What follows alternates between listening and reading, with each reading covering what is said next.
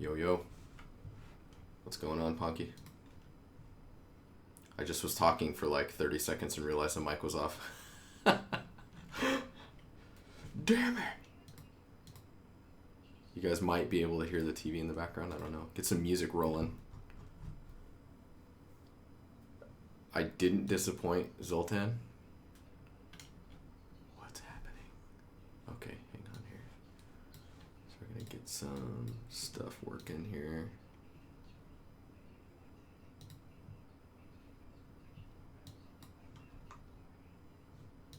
Substance source. About time you get out of town, buddy.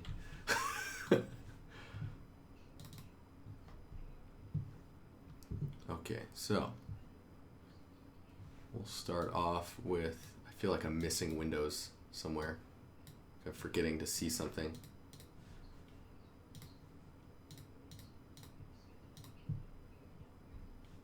Oh, right, Spotify. That's what I'm missing. Hello? Hello. We'll just get this going.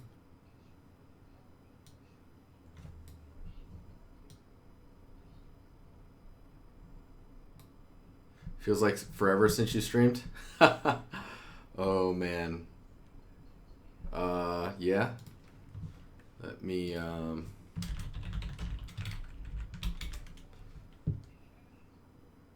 don't know if you're being sarcastic or not. I was streaming earlier today, but not on my channel. Maybe I should have just hosted it. That would have been interesting. I don't even know if the audio is still intact on this bad boy. Yeah, it looks like currently the audio is still intact on the file. So get it while you can. There you go. I streamed for about 3 hours today at work. It's crazy. It's crazy fun. Pretty tiring though. I expect I'll be a bit slow on the stream today, but it's all good. I'm here. Okay, so always sarcasm. Wink, wink. Oh, my shoulder. I was sitting on the couch wrong. Whew. Okay, so today we're going to look at substance source. Jopi, how you doing? I saw you in the stream earlier. Happy you came. Substance source, we're going to look at that. We're going to look at the shader that I've been building in Unreal, which is a layered PBR smart material. I don't know why it's smart. It's not smart material. It's mask-based material blending. I probably need to make everything in there world space, but we'll talk about that afterwards. And then we'll probably look at the changes that are in the new Unreal. And depending on how that all goes, maybe we can look in work in progress channel if anyone's posted anything in there. And oh yeah, we got some stuff in there. And then yeah, we'll just keep it rolling. Oh, there's a lot of you guys in here already. How's everyone doing? So Ben Wilson, or Quilly Willy as you guys know him in chat, let me know that there are 200 new substance source materials. They're actually made with substance, like they're actually substances, which is really nice. Some good stuff in here. There is a 3D view of this one? What? Is it displaced as well? Give me displace. So we'll just go through a couple of these. Oh yeah, these are, this is displaced. Ooh. Ooh. Oh, I want to move the camera around. Why?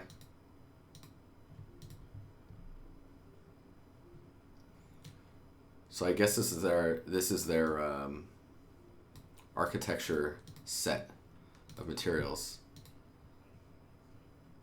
Man, that looks good. Face melt, how you doing? Look at that. Is that? I can't tell. Is that a scan? Or is that must be, man, it almost looks like a scan. That must be generated. wood materials look really nice. Yeah, this is generated stuff. Dang, look at that.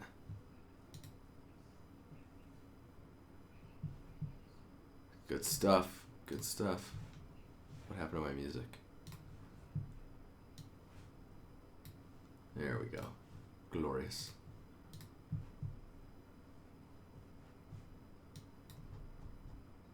Yeah, wow, look at that. Get nice and close in there.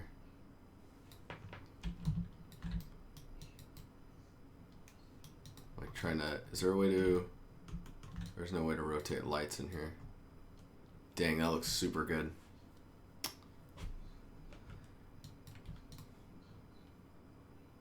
Nerif, how you doing? Nice to see you. You want a job making substances all day? Well, I would assume that if you get really good at making substances at home, you could probably just apply to Algorithmic and just become one of their substance designer artists. Because I believe they are hiring artists now, which is probably where all of this stuff is coming from. Ooh. Ooh. Oh, it's only on this. I want displaced goodness. Still looks awesome. So for the people that just came in here, we're looking at the new library of materials that Algorithmic just submitted to their source library. Just kind of having a quick glance. Quilly Willy told me about it. Said they just posted it. Yeah, this stuff looks super good. Look at that normal information. That is nice. Ooh. Man, the textures are just so textural. I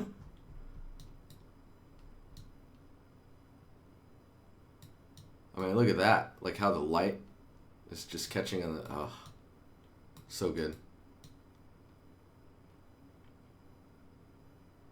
Yeah, textures.com has some really nice scans as well. We were looking at that at work yesterday. Like, I think it was yesterday. Maybe it was the day before. Maybe it was last week on like Friday. This is a nice one as well. This one's interesting. It has like a directional... Like you see, it's all kind of like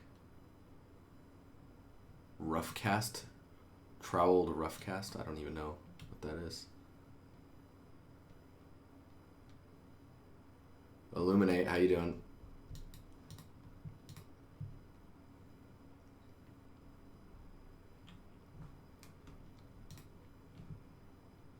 Yeah, there's some nice stuff in here, guys.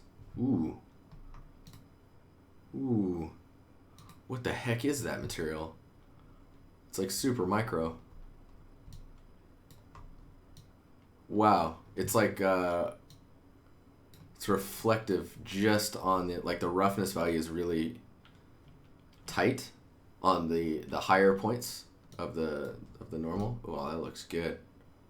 It's like a type of leather. Shit, dog. What am I working on? What's up, Nomad? How you doing? I am not, so right now I am not working on anything. I can load up the Unreal though. The Unreals. We can get the scene going.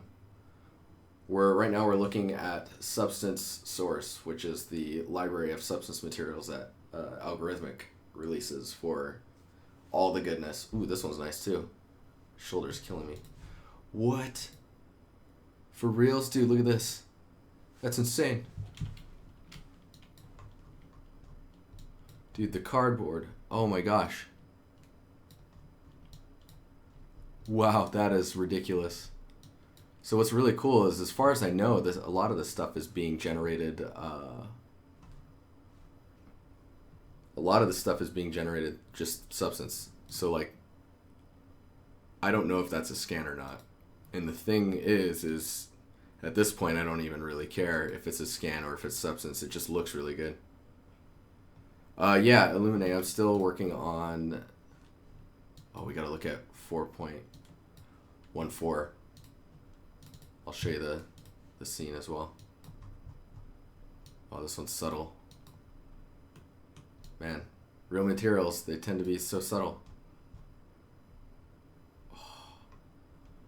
This is making my eyeballs melt. This is so exciting.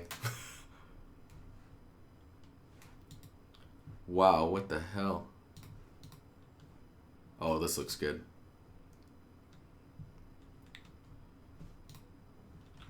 So I get scene loading in the back. We're looking at all this amazing stuff, then we're gonna load my scene up, and it's just gonna be like, what am I even doing? What am I even doing? Man, there's such subtle like value shifts in the noise and material breakup. It's just like every pixel is being utilized for variety. Is what it looks like anyways.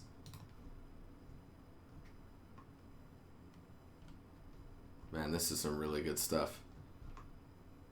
But yeah, there's like 200 of this madness. I don't even...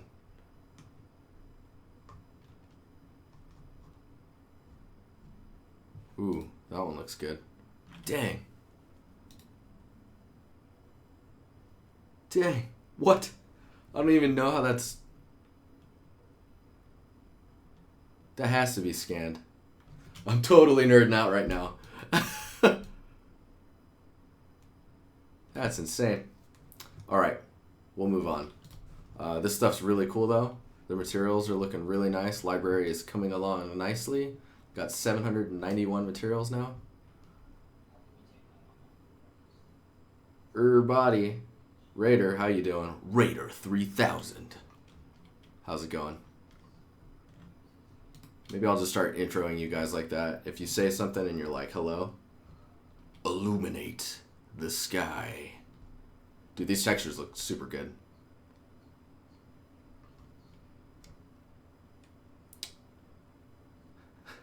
Chris is asking for it. Christopher Radsby. Lean right into that one. All right. So we're gonna go to my slightly more stylized. Are those materials free? I could do some voiceovers with that. Yeah, maybe. Hell yeah. Christopher Radsby dropping it like it's hot. Getting the remix. So, I've got some blending that I've been working on. There's still some issues with it. As you can see, like this spot right here. I have looked at the mega scans. They're pretty good. Their height map information on the more micro level, they could really sharpen that up though. Like, and I've noticed that a lot of the other scans, like textures.com and that new substance stuff, I've never seen stuff that looked that good, and those aren't even scans. The textures.com are scans. Christopher Radsby. G-Nomad. Alright. So we'll look at this material, and then we will look at the updates that are coming in for 1.4.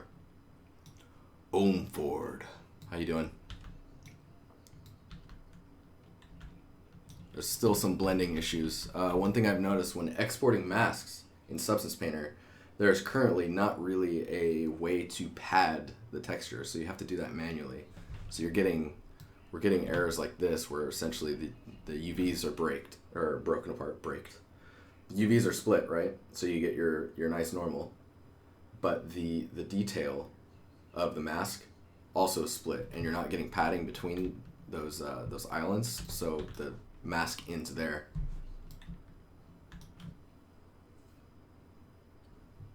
You can pad from Painter. I know you can pad from Painter unless you're exporting out a mask. Unless you can show me, because then I would be super excited.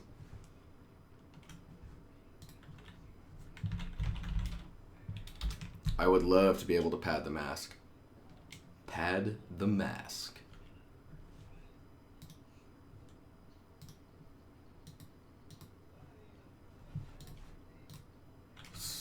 Shit, what is this? Okay, here we go. Okay, so let's say, yeah, padding a mask, Chris. It's a pain for some reason.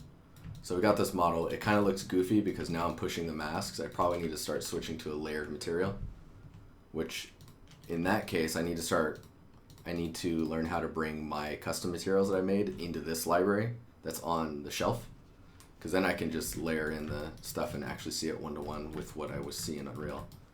But when you look at this mask, this is one of the masks, right? If I right-click, I can export. What I've usually been doing is exporting the mask to a clipboard. You can also export it to a file. Now that I've said that, let me see what happens if I export it to a file. Test. Because maybe exporting to a file will actually pad the mask. That would be amazing. But yeah, even their mask exporter tool for the Division movie trailer, you're out of control, man.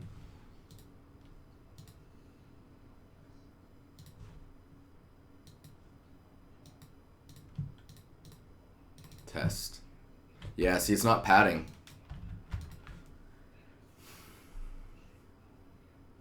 I don't know what to do about that.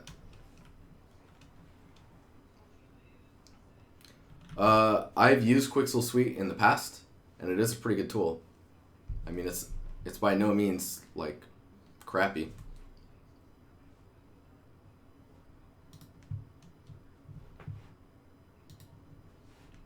But yeah, I'm seeing that that's just not.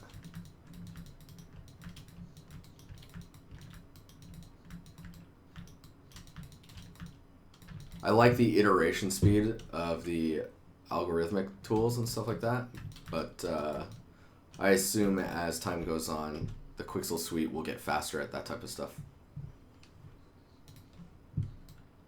Anywho, so I am blending between a few materials that I made. I've got this like weird clumpy moss thing.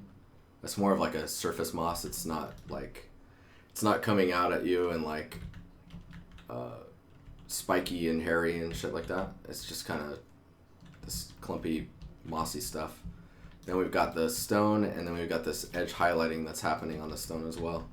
I need to look at this to see this as a light map error. Let's see. So here it is without lighting, or without baked lighting. Looks much better. There's still issues with the seams in the masks, but the lighting just seems to wrap around the normal so much cleaner.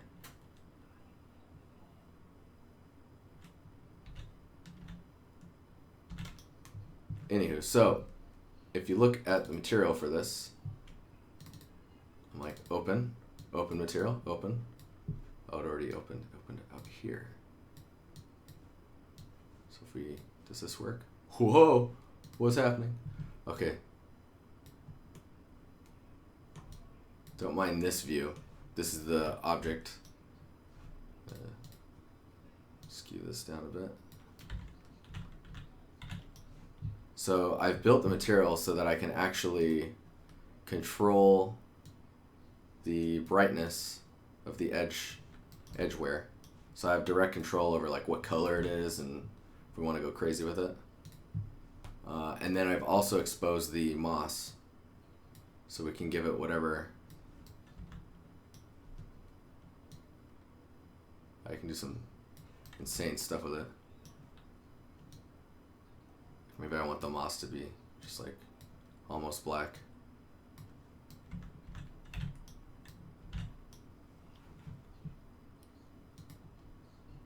When's the soon? If I do another art stream, we can look at the boo closer.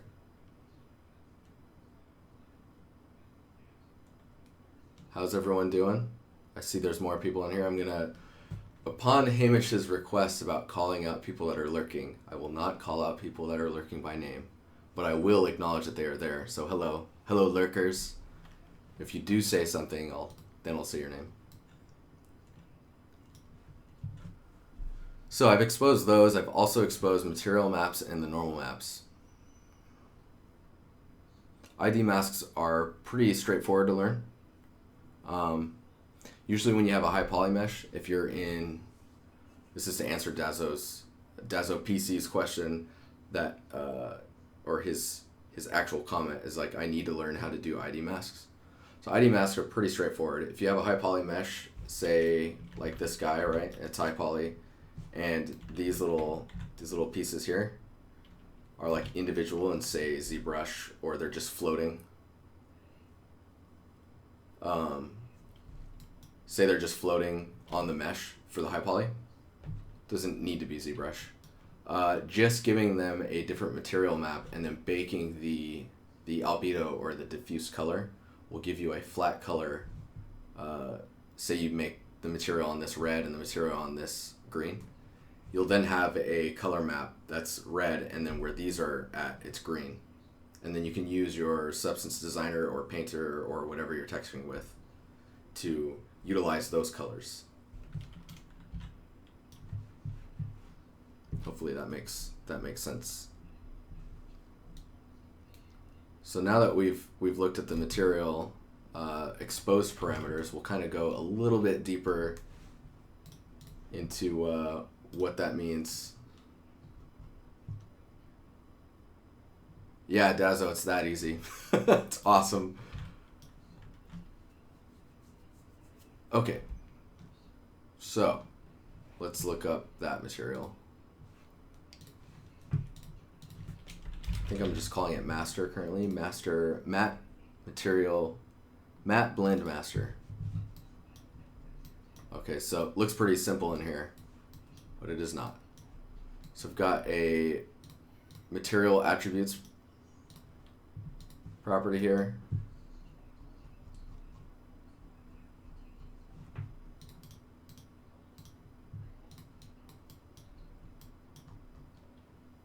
We've got a matte layer blend underscore standard, and that just blends between a base material and top material. So you've got your primary or your base material, then you have your top material, and then those are being, this is just like Substance Designer.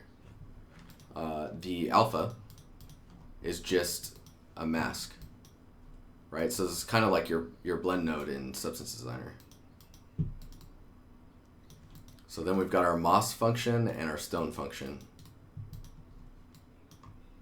So here's the mask, which is this crazy guy here.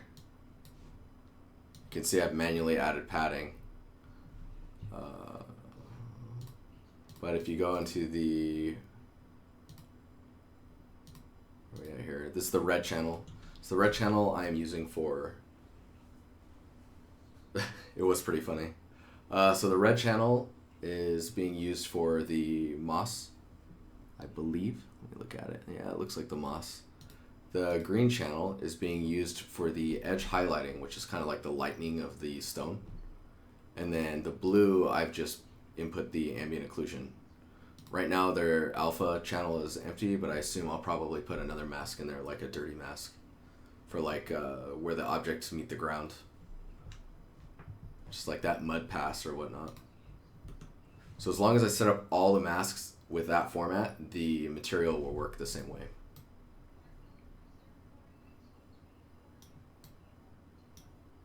I totally low-key trolled everyone. That was completely accidental.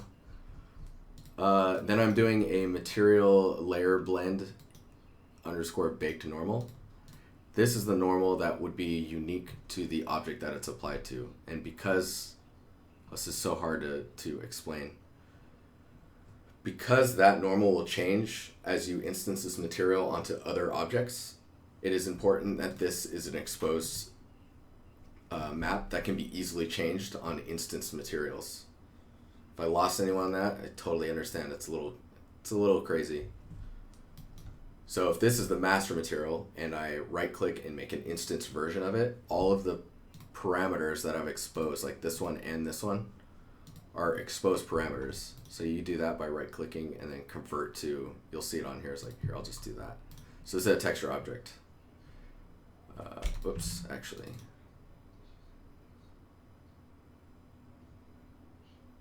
Oh, weird, I can convert to a parameter again. So now this is a parameter. Quilly Willy. How you doing, buddy? So if we make this, if we right click and we make this a exposed, like convert to parameter, now we can give it a name. So parent parameter name, and we would call that like normal, because that's what this is, the normal. And then group, we would just put that under textures. Now the reason you want to do that is so that when you, let's see if I can, when you create a material instance by naming it the group texture and then calling it a normal in the parameter value, you'll have a subfolder called textures and then normals. So, and I've done the same thing. So we're going to be hopping around like crazy here. I've done the same thing with the mask. So if we go over here, here's that mask. We've got a param2D. I've called it a material map, and the group is called textures. Because it's the same group, it just puts it under the same dropdown, and it will call it material map because we said that here. So I've got those two blending through this, and then these functions are where the where those materials are actually being created. So a function is required for material blending.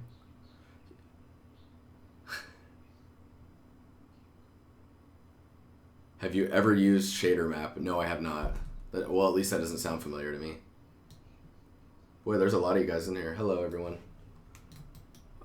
So these functions, you have to create. So like when you right click and you say new, where are we at? Materials and textures, you've got material and then you have material function. So material function is the ones that are being used to blend actual materials together. So if we, let's say we double click the moss function, it will open up the moss function. And this is where I am building the base material for moss. So if you get your base color, which is this moss texture, like that I made in Substance. It's pretty rough. I just tried some patterns out to see how it looks. It's a little too clumpy for me.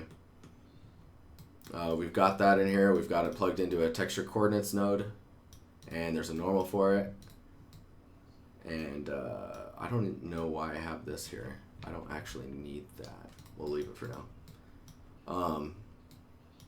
So you got your normal map and your albedo.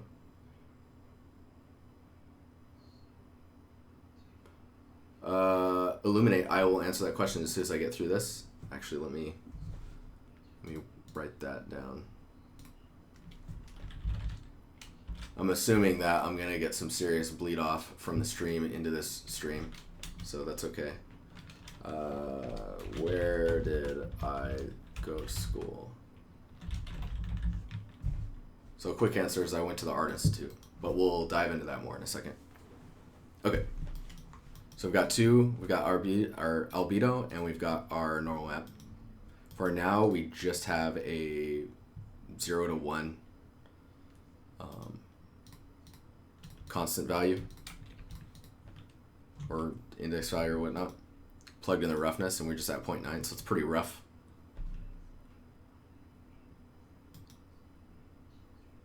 It's true, you can learn a lot of this from tutorials, forums, and YouTube. When I was learning it, that was not the case whatsoever. Then this guy is a moss color that's being multiplied on top of this one, and this is where we're getting the control for this. See this moss? Lex, thanks for the follow. Lexaran. Or is it Lexaran? Interesting. Albanobo 13. I think I'm saying that right. Welcome. Thank you. Thank you for following. So I've made this an exposed parameter as well. I right click, create, convert to, so it's a constant at first, and then I right click, convert to param. Then I call it moss, and then I call that group color. And you can see that it goes under the section color, and it's moss. It's right there.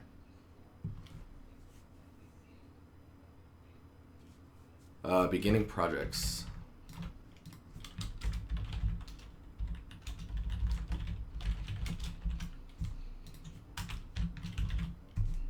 Answer that one too. Hola, Mr. Barbarian. How you doing? Man, if I do that voice all night, I'm gonna need more water.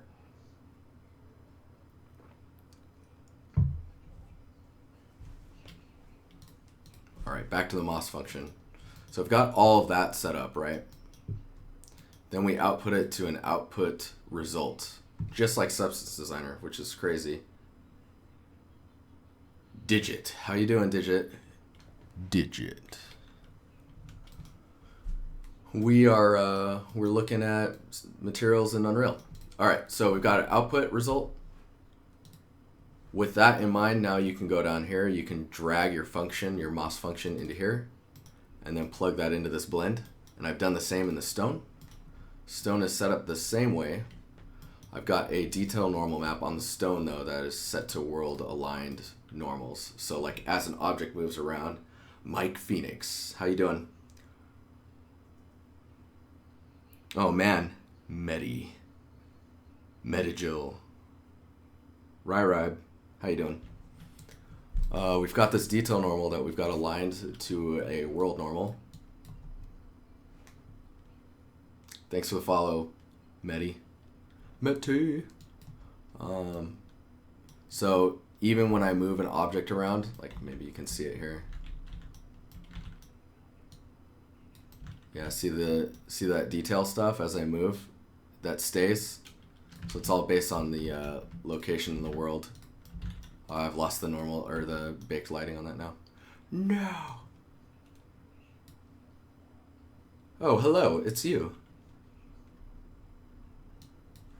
So what we've done in here is we've got detail normal, we've got a normal map with a texture coordinate, again, albedo. Phoenix, thank you for the follow. We've got masks, same thing. This mask actually, hang on. Oh yeah, I've exposed, okay, so I've exposed this mask and I've exposed this color. And that is where you're getting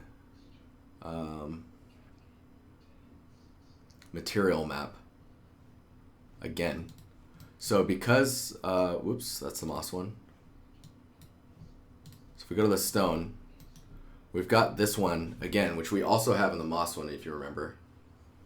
Or in the main material, I mean. So it's the same texture. We've also exposed it, and then we've also said material map and grouping of textures. Now the nice thing about that is because they're the same node, or they're the same like naming convention, they're in textures, and it said material map, it's going to assume, and the texture is the same, it's going to assume that when I change this, it will change the one here, and it will also change the one in the master blend. This one. So now if I check this box and I point it to another mask, it will update in both the stone function and the main master material where they combine. And then we've got the color parameter expanded, which allows us the edge damage highlighting, which you can see here. That stuff.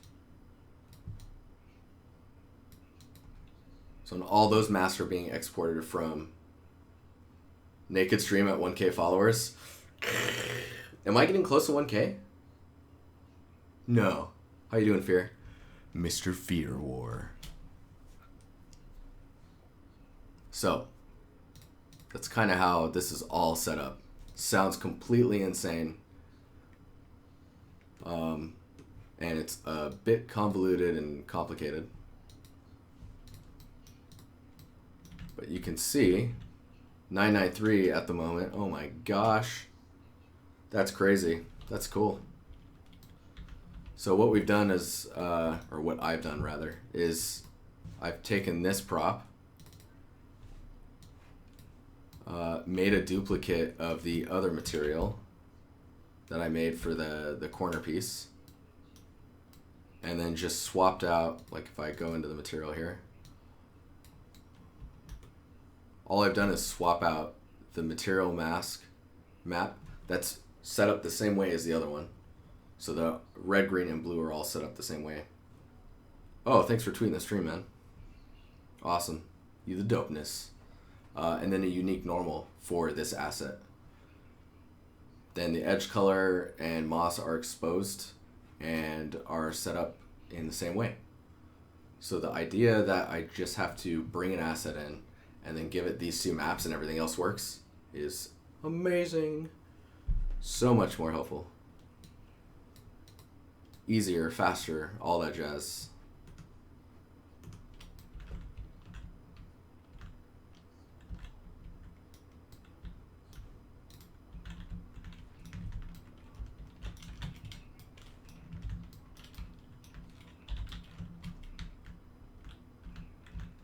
We do need to add the other exposed parameter for the moss on the, or the dirtiness at the base. So we'll see about that. Oh, look at all you guys just chilling in here. You guys are awesome. How many of you actually were in the stream earlier? If you have not seen it, it's totally worth a watch, especially until the audio is like, because right now the audio is fine as far as I know. The audio is going to get wrecked because of all the music that's playing in the background. I knew I shouldn't have turned that music on. It's just so much easier to work with music. Like right now I'm listening to music. I should have just set it up like that.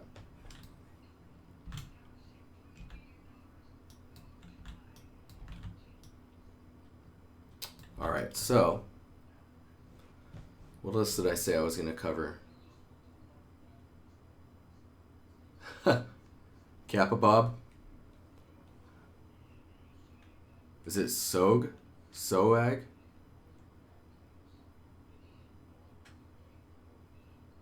The footprints in the snow shader is blowing my mind. Dude, I didn't build that, man. Whoever put that together, it's pretty awesome.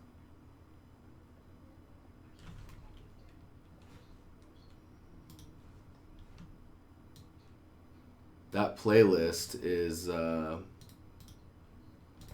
this one, if you want it. You can follow it too. I just add stuff to it whenever.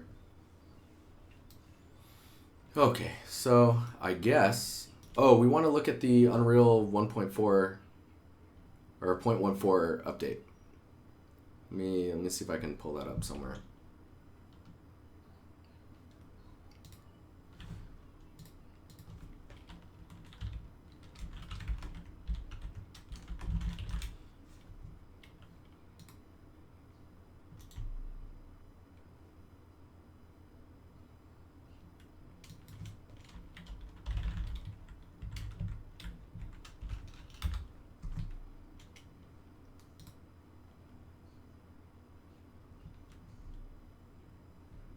Okay, so a bunch of this is probably going to be noise to me, and I have no idea what I'm looking at. Forward rendering. Forward shading renderer with MSAA. So if you don't like temporal AA, that's super nice.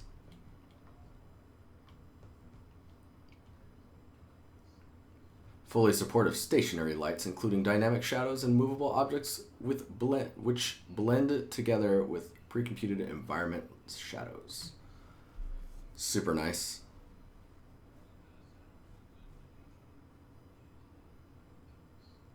Capsule shadows. Contact shadows. Some features that are not supported in forward shading. So screen space, reflection, screen space, AO, contact shadows. Dude, the contact shadows are gonna be...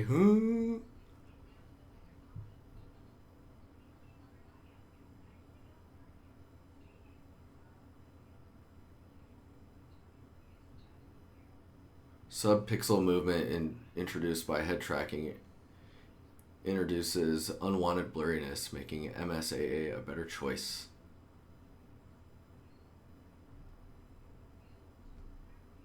Yeah, TAA is, I believe, is temporal AA, temporal anti-aliasing, which can really, I mean, it blurs pixels in order to soften up an image. In VR, I'd imagine that gets pretty blurry. Contact shadows look super nice. You really see it with this moss.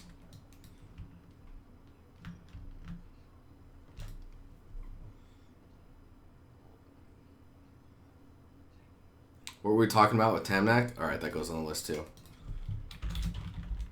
Because it's that important.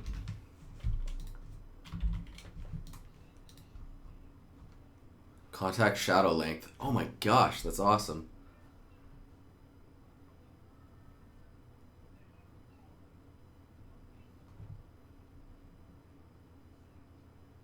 Dude, look at the shadows being generated. Oh, man. That's so nice. This thing weirds me out. Automatic level of detail generation. So as you get further away from an object, it just crushes it down. So you can see the triangle count on this is much lower. And this is being done automatically.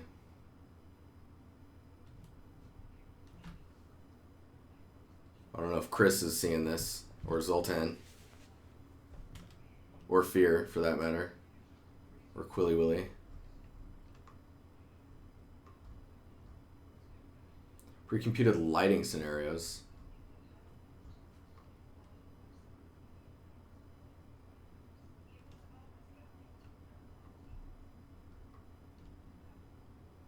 So allow you to switch time of day.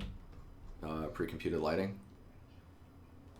Improved per pixel translucent lighting. Wow, it's even distorting the... Oh, I see what's happening. Dude, that's crazy, though. In deferred render, the new forward shading functionality can now be used to on translucent surfaces to get specular highlights from multiple lights and image-based reflections from parallaxed corrected reflection captures. So not truly real-time reflections, but corrected enough that it's like just super impressive. Temporal AA basically takes a pixel, so this is coming from Chris, guys.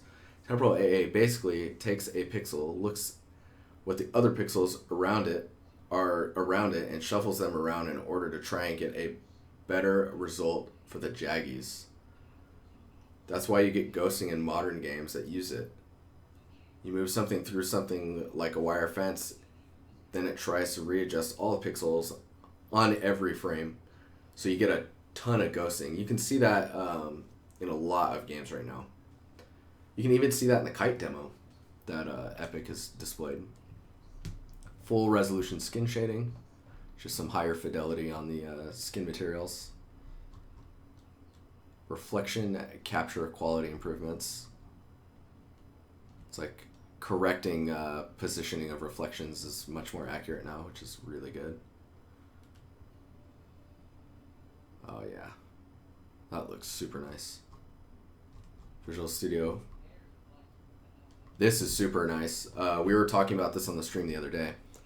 So you can take multiple assets all together, convert actors to static mesh, and it will actually give you a new asset with everything auto merged together with all materials intact and all that stuff. It doesn't make it any cheaper. If anything, it makes the cost of the asset more, because now you're calling a more complex mesh because everything's in it, and then you're also calling all the shaders and all the materials and textures and all that stuff all at once for that one asset. So in certain scenarios, this is really good. Like if you prop a table with a bunch of little like cups and plates and stuff like that, and there's food and all that, you can turn that into one asset, and then I guess it's just a matter of like, if there's a process to bake that information down to a single texture set, it would be super nice. This support's really nice. That Ansel support, this is going to be really good for screenshot taking. This basically allows you to take 360 screenshots. Thumbs up from artists wanting to take 360 screenshots. Improved cable component. Look at the cable. You can see how simple the collision is on this. It's like basically three-sided. It's like...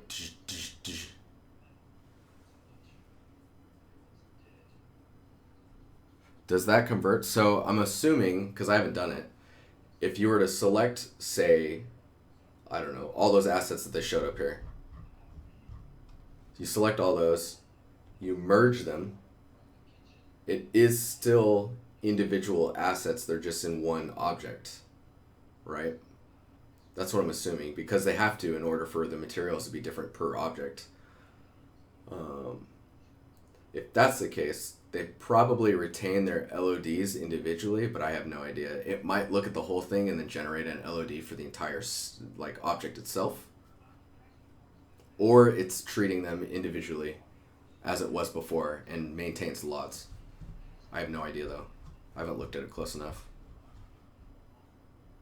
UI font outlines. For some people, this is super important stuff. Font material. Interesting. Man, there's tons of this stuff. More vector noise and material stuff. So this is like more procedurals, which is good. Physics. Anyways, most of this stuff is like over my head because, I mean, in AAA production, you tend to animated curve window. Interesting. Morph targets. You tend to like specialize. So like I do all art related stuff as far as environments only. So like this stuff gets super like child actor templates. I don't know. Maybe that would help me somewhere, but I don't know where. Skeletal mesh. Nice.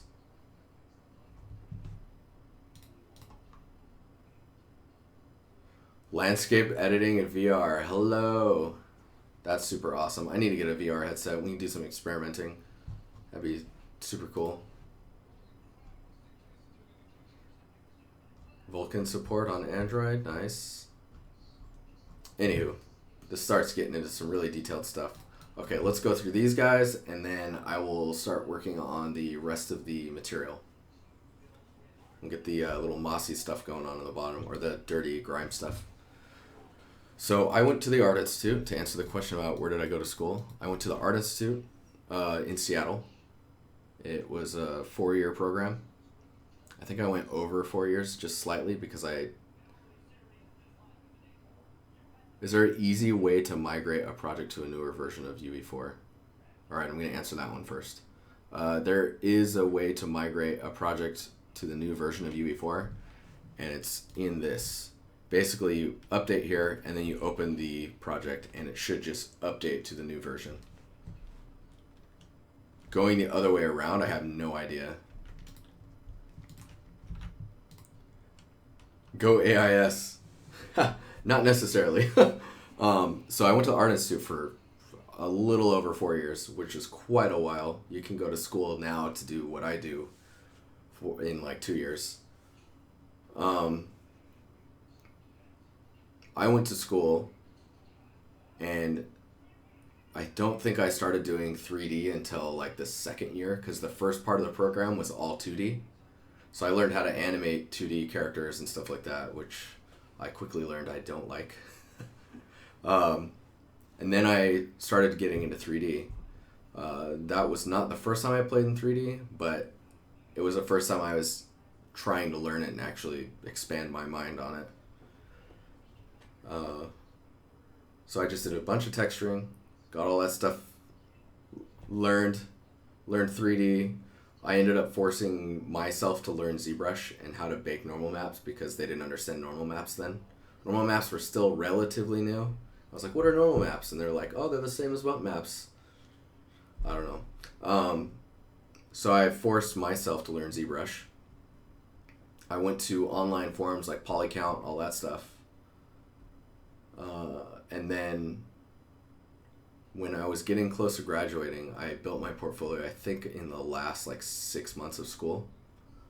I was just like, all right, I think I have a pretty good set of skills to build something that can be in a portfolio.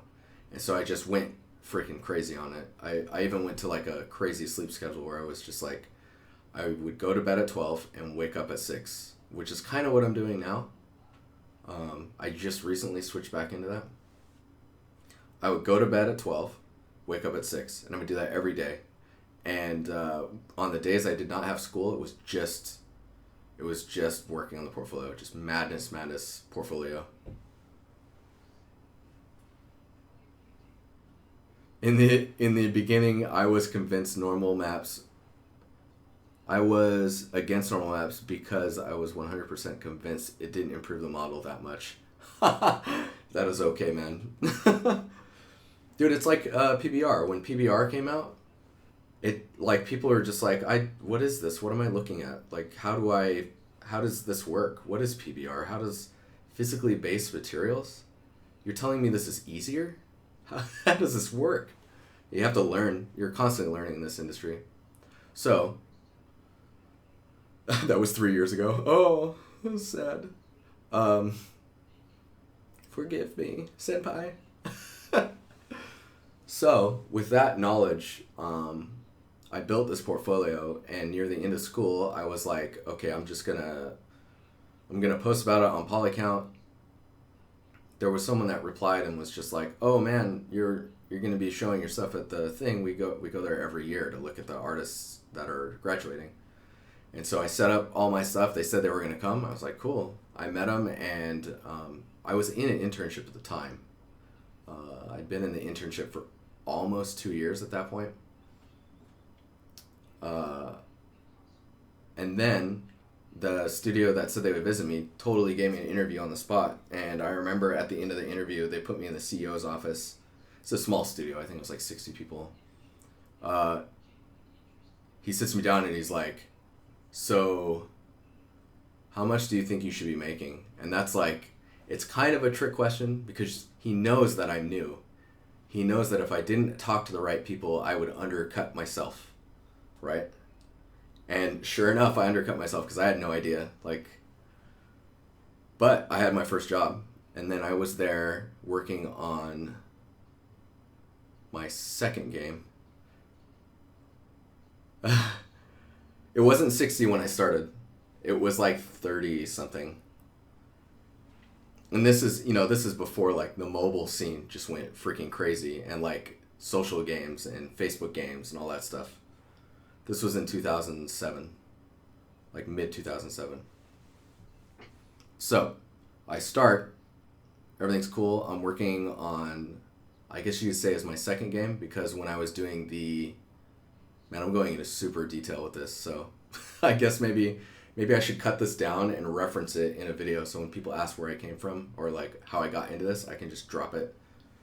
So the first game that I was working on in the internship was Pirates of the Burning Sea, which was a pirate MMO by Flying Lab Software, which to me was really cool because I learned a lot through that studio. The people that I worked with were really good, and I still look up to them today. They're like super awesome. When I went to the next studio, which was Zombie Studios, it's the one where I talked to the CEO and he asked me how much money. That one was, Saw, the video game. So based off of the movie Saw, which is like, you're like, oh, it's a movie game. But I'm new, man. Like, projects work. It's super fun. Who cares? It's going to be cool. And actually, it turned out to be really good. I think it got like an 83. I can't remember. Rest in peace, Zombie Studios. I know. That's such a good studio. They had good vibes, man. After that was actually crazy. That studio was really interesting. There was, I won't give names about anyone or anything like that, but there was a lot of helping of people. I just don't want to call people out so that they get contacted further. Oh, you were so nice. It's like the reverse. Oh, like calling people out because they're in trouble. The studio lost its publisher, and that's where all the money comes to pay people, right? The studio lost its publisher, and that was around the time that the housing economy collapsed in the U.S. And when that happened, essentially for 3 months, the CEO was flying all over the world, meeting with publishers, trying to find someone to publish our game. That way you could keep everyone employed. And while that was all happening, he was paying everyone out of their pockets, or out of his pockets, to us, out of our pockets. He was paying all of us out of his account, or the studio account. And while that was all going on, we were allowed to work on our portfolios, we were allowed to do resumes, and we were looking at each other's resumes or CVs for people in Europe. And we were all helping each other prep for if the shit got real bad. And at the end of 3 months, I think they had to lay off 70% of the studio or something like that. And I couldn't handle that, right? I got laid off as well. I couldn't put up with that. So I was like, okay, I need to sounds like all the things that happened at my last studio. So I was like, all right, I need to not let this set me back. So I applied to a ton of studios. I had a few interviews, and then I did an art test for Snowblind Studios. The day I got the job from Snowblind Studios, because I passed the art test, passed the interviews, the day I got the job, Zombie had actually landed a publisher and was offering a rehire of all employees first before bringing on new people, because we still needed more to finish the project out. But I told them sadly that I was just going to go with Snowblind. And the day I started at Snowblind was the same day they were acquired by Warner Brothers. So then I started working at Warner Brothers. There I worked on War in the North, which is a 3-player Lord of the Rings RPG co-op game. Super cool game. Learned a ton there as well. Then, after that, I worked on Gotham City Imposters. This is after Snowblind, Monolith, and Surreal had all merged together and become one in Kirkland, Washington. So we're all just kind of this crazy ball of people from all over different studios. We make a game called Gotham City Imposters after War in the North finished. Then we started working on Shadow of Mordor. I left before Shadow of Mordor was done to go work at Turn 10. Turn 10 was just I needed to change the scenery. I've been at WB for thank fuck I only do this as a hobby. So as I was going to Turn 10, it was kind of weird, right? Oh, why switch studios? I've been at WB for 4 years, or almost 4 years. I was maybe 2 months away from 4 years. I just needed to change the scenery.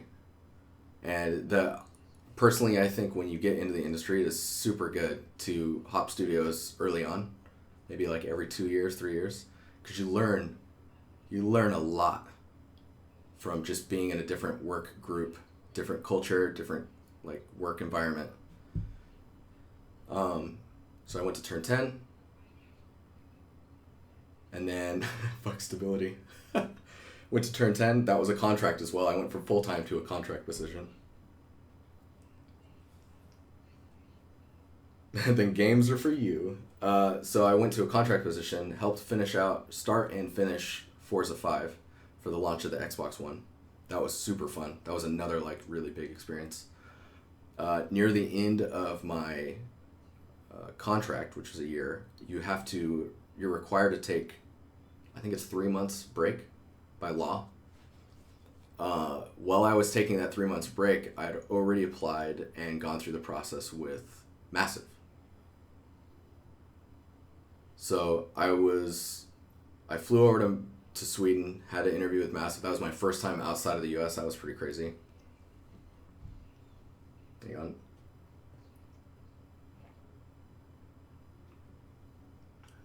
After that, I was waiting for the work visa. I got the job. Oh shit. I'm leaving the country. This is super weird. I'm going to be bringing my girlfriend with me, and we're going to just experience Europe. We're going to see what this is like. So this is kind of crazy. I hope you guys like stories, because this just went super deep. So that shuffleboard, dude, the shuffleboard, dude. I can pull up pictures of that night if you want, Derek. So after that all went through, I was waiting on the work visa for a record amount of time. Longest I think that anyone at Massive has ever waited. It took me 6 months to get that work visa.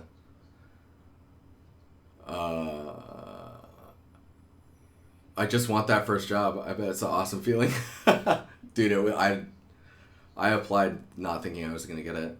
So while I was waiting for that visa, which took 6 months, I was just chilling at home, hanging out with my family, hanging out with my girlfriend, just kind of like trying to get time in with the family before I actually left, right? Because I didn't know it would be 6 months.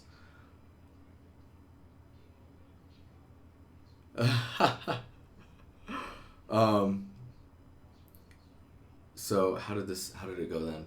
So 3 months go by and I'm like, dude, this is brutal. I need like some type of income because I still need to be paying on student loans and like paying some bills. Turn 10 offered me a internship, or not an internship. Turn 10 offered me the ability to go work there again on another year contract, knowing that any day I could be like, all right, it's time. The visa is here. So they just did it. They were like, yeah, that's cool. We'll give you some money until, So I helped on Forza DLC until leading up to leaving to Sweden. And then 2 years and 7 months or something like that later, we're sitting here and I'm talking about this stuff in a closet in Sweden where it's really freaking cold and wet outside. You think Zoltan's got a man crush on Chris? Quite possibly. Quite possibly. It's like, yeah, gonna get that man crush. That man crush. That man crush. Zoltan. So that answers my project stuff too. Now, as far as Tamnak goes, Tamnak is a Thai fast food, if you will, place that a big group of us at work go to every Friday. No comment. Yellow fever, Zoltan, yellow fever.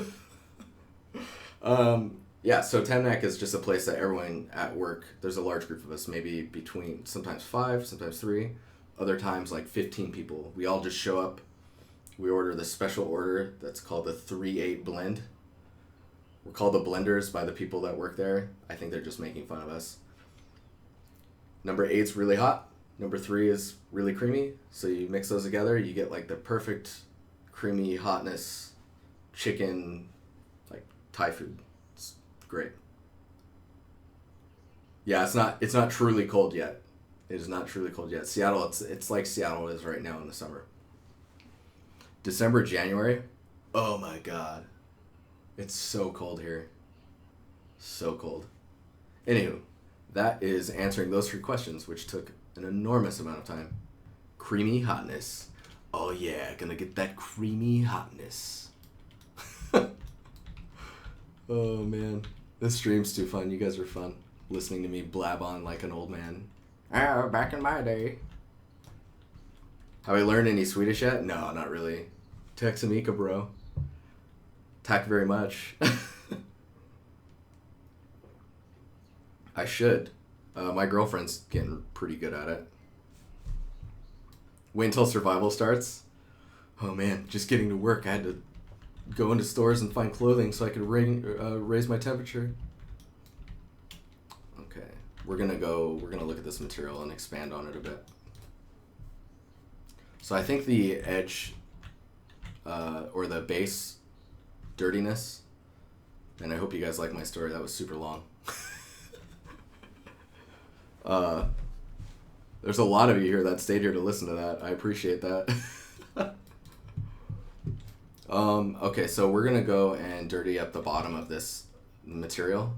And we're going to set it up so that it'll work with all the materials. And I think I want to do it in the stone function. This is going to require painter. It's also going to require me to export out some other masks. Cool story, bro. It was a long-ass story, man. Alright, so we got our stone function here. It was a good story, thank you. Winter's coming. Dude, I don't care what they say. Once you go past Stockholm North, it's all wildlings. I know for a fact there's a wildling in our chat somewhere. Where are you? Oh yeah, if you guys are art interested, we have a Discord too. You can join that.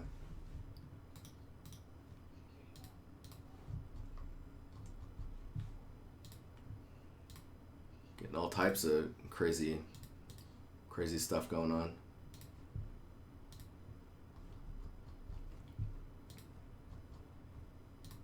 Oh yeah.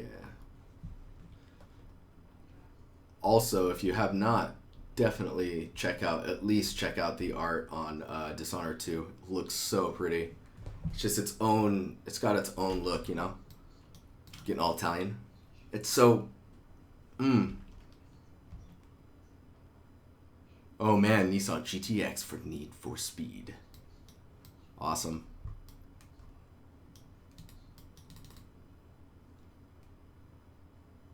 Okay, so see, we're doing this lerp. We're putting this dirtiness on there. I think afterwards we can multiply by the alpha channel. Actually, no, it needs to be a lerp. Let me think here.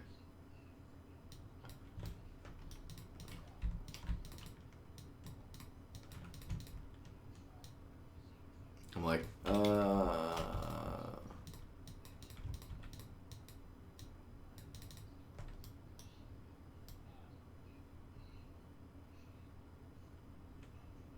a lerp's gonna look cleaner, I think.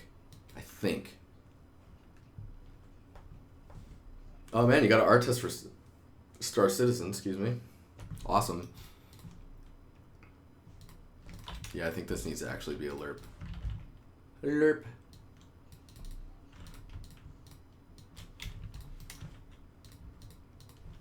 And then we'll do that. Nope, sorry, not a 2. We need a 3.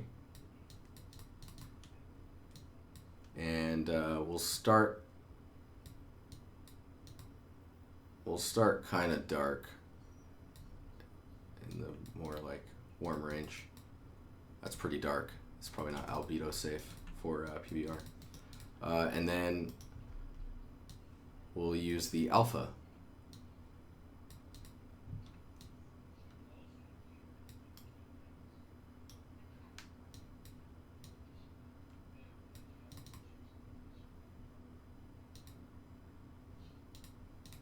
So it's gonna look broken in here for now, I think.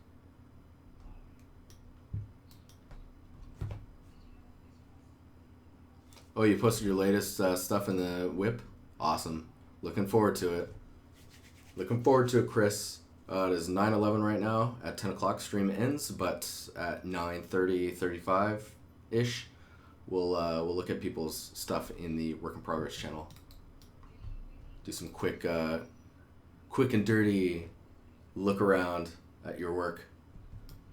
If there's any quick comments we can make to progress the quality of it. Also, Reeds posted his final of his Roman scene, which looks super sick. So proud of that guy. I feel like his dad right now. So proud. Okay, so right now we're seeing this is pretty solid, and that has everything to do with this alpha channel not actually having any information in it.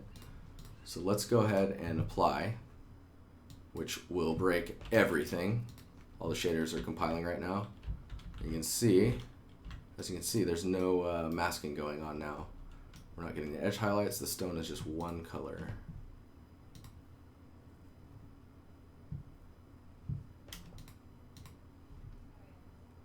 What's up, Vincemar? Vincemar. Do you guys make art, or do you also do 3D modeling for projects? I think they're kind of one and the same. Like, yeah. I'm not sure what you mean by projects, though. DiNusty, do you know if UE4 can handle gray images? I'm having issues with it and need to convert my maps to RGB for it to import. I believe you do have to bring in colored maps, and then you tell it, like, so, like, say this guy's a colored map, and I believe you have to tell it to be black and white. In the compression type, so see there's grayscale. So compression settings, just set it to grayscale, and you will have your grayscale. I'm not sure if there's another way to do that though. Christopher Radsby would know though. Oh, 3D project for printing. Yeah, that wouldn't require colors. I mean, you could apply colors and that would work with the right printer. As I push my glasses up like a super nerd. Let's actually open up that piece.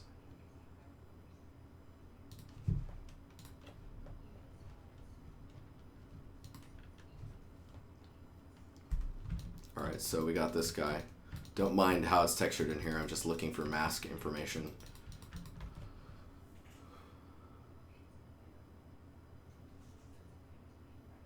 Yeah, as far as I know, you have to convert it to grayscale in the compression type as you're bringing it in. Or you can do it afterwards, but I believe it needs to be an RGB, a colored image first. Okay, so if we look at this guy, we've got our mud mask. This is a mask that I'm interested in. If we right click on that, we can copy to clipboard. Where are we at?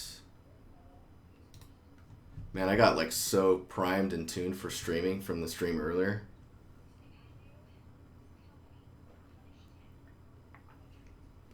Crazy. I can't believe I'm streaming more. So after this stream, I'll have been streaming total for today like 5 hours.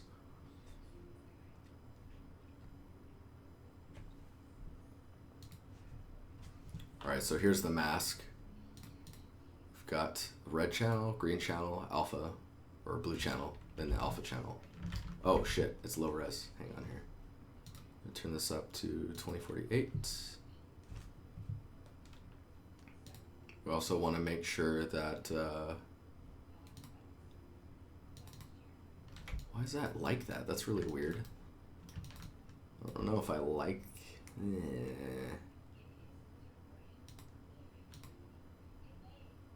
You see this, these seams that are happening in there? I don't like that. I don't like that one bit.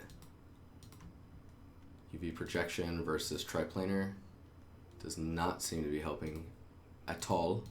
It's this guy.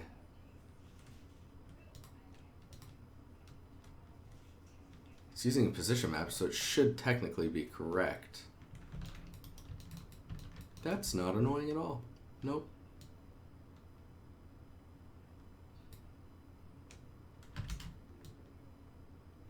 Dirt height, we'll do that. That's fine. Sure, let's just make sure that the material is working.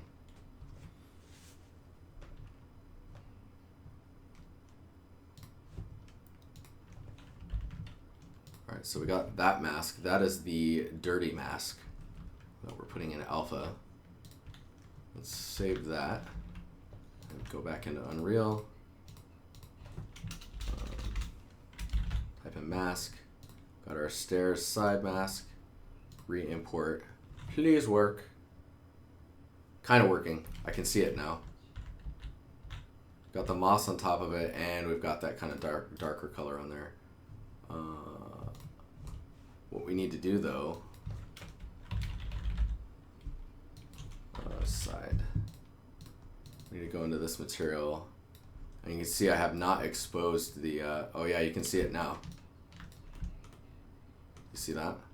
That lighter stuff on the bottom. We have not exposed the map, so we need to go into the material and actually expose that. I think we have to do that in master material though.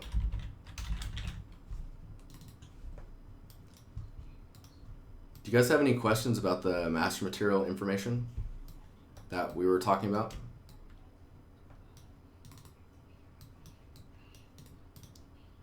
Convert to parameter. We want to give the group color like the other colors, and we want to call this dirty dirt pass dirt layer So let's apply that. Close this, save this one.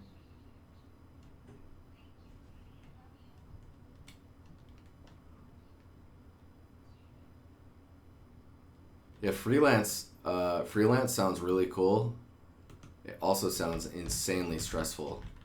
I don't know if I want to stress out that much. Oops. Okay, so now we've got the dirtiness on the bass. On the bass. Let's see if the... Yes, dirt layer has been exposed. You can see here. Now we just turn that on, select this guy, and start shifting the values.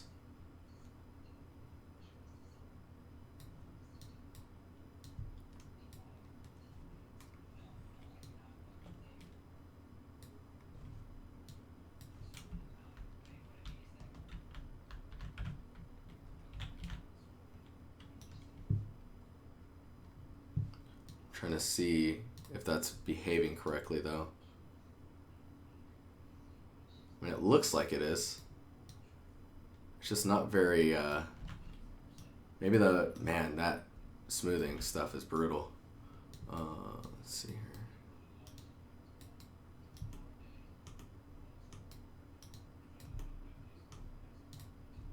I'll full screen this guy.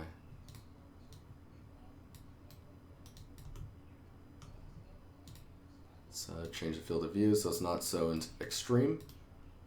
And then we'll move the light around. So what we're looking at is, oh, it's such a nice way to present this.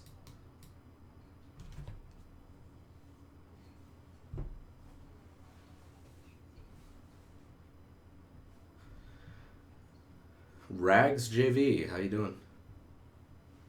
ArcViz and game dev. ArcViz to game dev. I don't know. They're pretty similar nowadays. I don't think that there's much need to like look into it too much.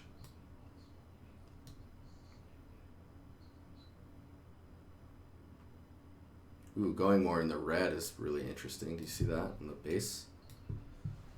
So what I'm seeing though is we're not getting a lot of visual separation between the stone and this dirt stuff. So maybe we need to give that dirt stuff a different, that dirt pass a different roughness value. That sounds nice. That sounds nice. Looks much better though, it's grounded more. And you see this one's really light because that mask has not been baked for it yet.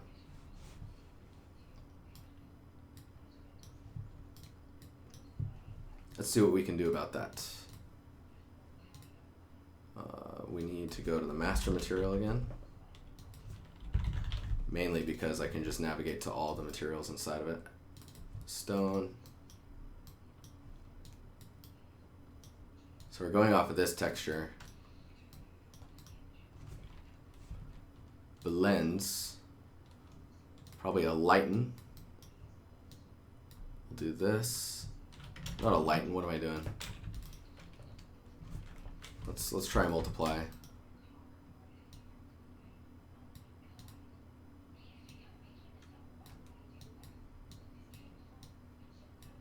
This one by this. Let's check what happens. Oh yeah, so see I made it really reflective. Because the roughness value is quite low.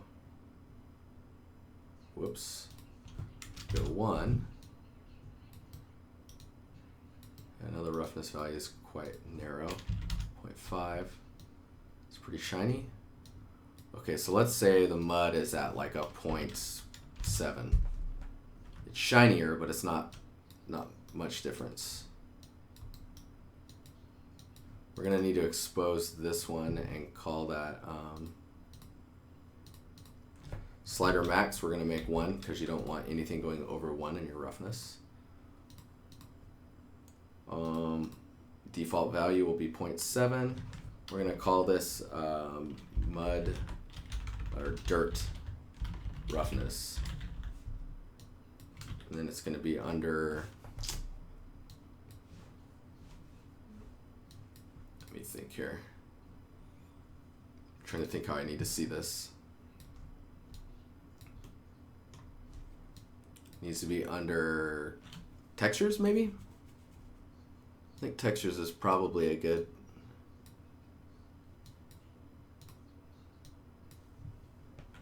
Yeah, textures. Also, saying edge damage color under color kind of sounds weird, so we'll probably just change that to edge damage. So that's been called edge damage. We've got the dirt layer, and then we're gonna just put it under the textures. I think we're gonna put it under textures. So dirt roughness, we're gonna put that under textures. Is it with an S? Yes, it is. Okay, now we have that. We need to do a lerp between this one, I forget which one's the primary, and this one, and use the same mask that we're using to lerp the dirt albedo information in. Like, is that the same? Let me check here.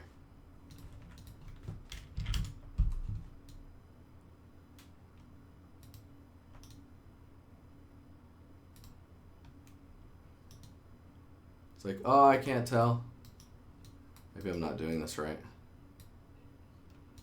I think A is the first one, and then B is the second one.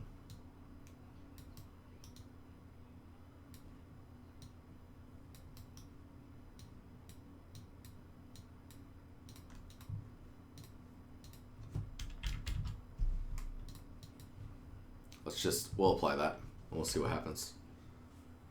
Tried it, it works. So maybe I should just put a gradient map at the end and force it to RGB before export.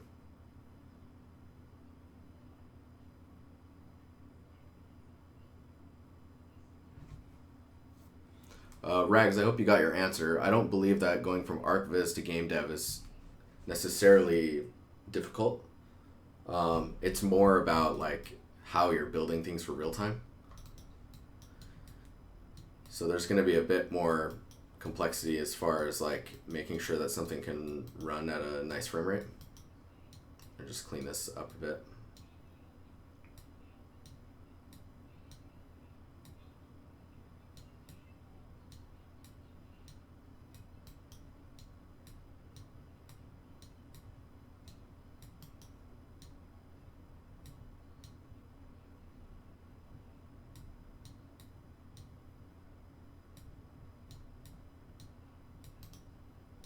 It's like, man, there's got to be a better way to clean this up.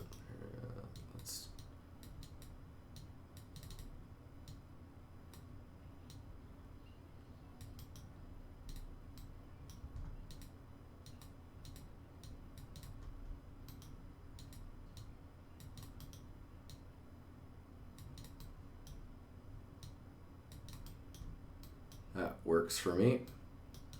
Okay, apply.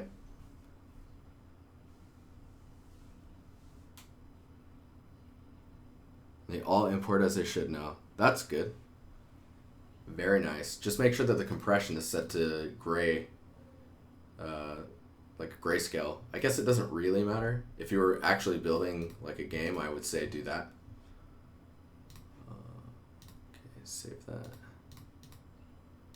So now if I go to here, probably need to close this and reopen it.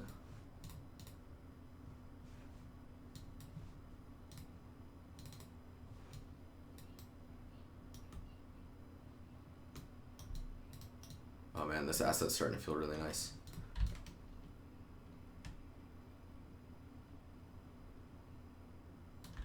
Okay, so there's a good angle of, it is reversed. See how the stone is really reflective and then the mud is not? Okay, so we need to go back in here and we actually need to, we can't just flip these inputs. Can we pull on them? Nope. Okay, well. Okay, we need to do that. And then this one needs to do, oh, hang on. I already forgot. Okay, B, A.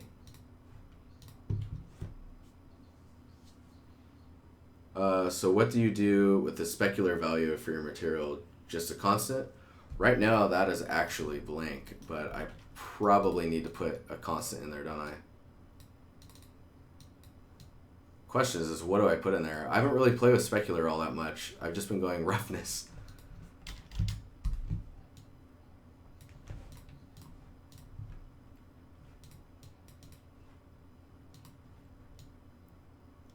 So this glancing angle you should see.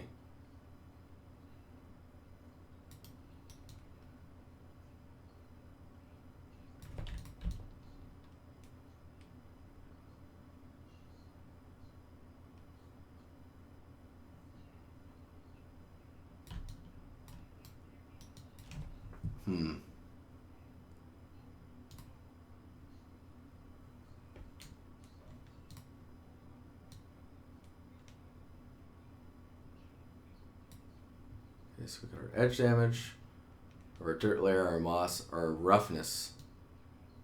Oh yeah, you see that? Oh man, that was awesome. So I've got the dirt roughness exposed, so I can change the roughness value of the mud mask.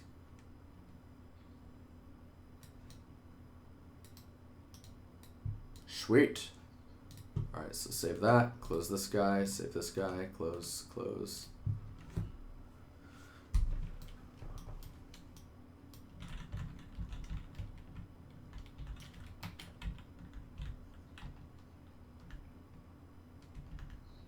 Uh, 0.5, so cough, comments, cough. Zoltan, do it.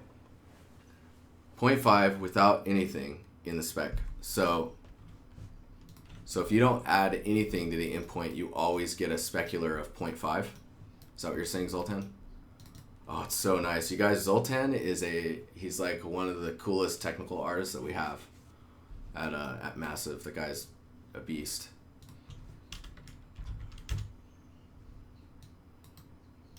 Interesting. Okay, I saw the, it's not as sharp, or it's not as bright. So if it's blank, it's 0.5. Thank you, Zoltan. What is it? Zoltan?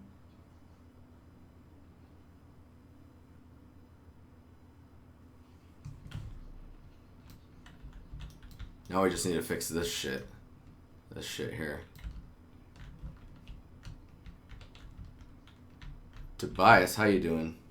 Yeah, they are lifesavers. Are you a technical artist? That would be so funny if you were. I feel like this moss is a little on the forest green side. If you know what I'm talking about, Zoltan, with the Crayola colors. Those giant boxes full of like all the colors. Oh man, so many. Splimy, thank you. Thank you for the comments. You have to run, but you appreciate my stream, and I've really enjoyed what you did on the Division stream today. Awesome. I'm glad you liked it. I'm glad I could brighten your day. Trying to be a Bob Ross, even though there's no way I'm going to ever get an afro. So sad. But when would you utilize the specular input? For specific materials. That is a good question though, because I've only almost ever only used that sentence was skill. I don't even know. That's probably completely wrong. I've Farmer Life. Budget size boxes, 16 colors. The struggle's real. I'm actually not sure when you use the specular input because I almost rarely ever need to use specular.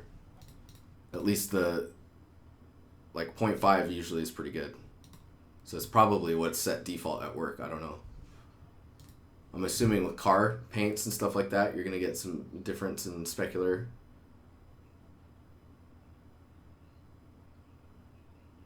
When your art director's like, I need that spec to just pop just a little bit more. Pop, pop. So let's go in and tune. Let's tune the moss color on here. It's just a little That feels much more natural. If you look at the unlit version as well, you can see the mud at the base. If we want to get really hardcore with it, we can multiply a gradient node on top of it so that you get darker mud at the base and then it gets lighter as it goes up, but we're just going to leave it alone. So minus the mask errors that we're getting here and the normal mapped, or not normal mapped, the height map information. Jesus, I am tired now. Not the height map information, the light map information. Those seem to be the only problems. So we got these little corner things here that are really dark. We've got some weird blending, smoothing stuff happening here. And this is another one that's got like a light map error. Everything looks alright though. I really like this area right here, or in this one, because it feels like all the materials are interacting how I'm expecting them to.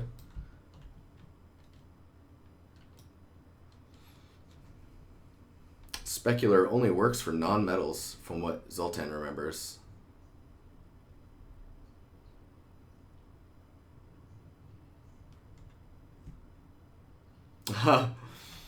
Yeah, art directors had to learn a thing or two about PBR materials as well, because man, when they want you to see a metal material in a dark room, like Chris is saying, that's actually not possible in the physical world.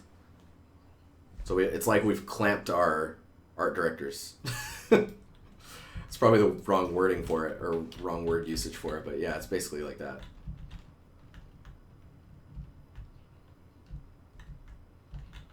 I'm really happy with this interaction though. There's all this stuff happening here that's really cool.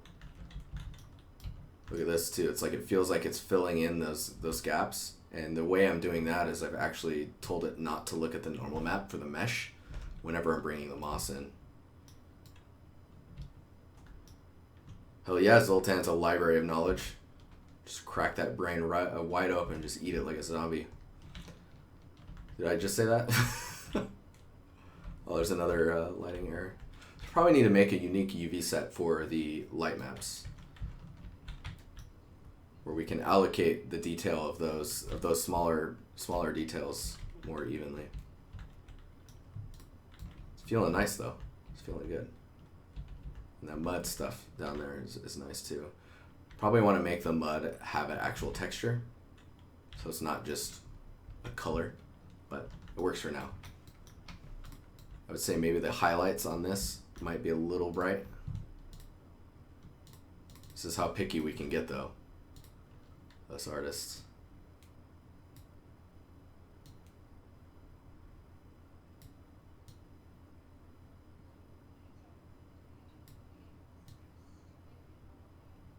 I almost feel like the edge damage should be wider, so it's more of like a gradient. Well, it's a pleasure having all of you guys in here today. It's pretty cool. There's a bunch of people in here. I think it is about time to look at your guys' work, since we've been looking at me go crazy all day. We've successfully added a dirt mask on this asset, which is super cool.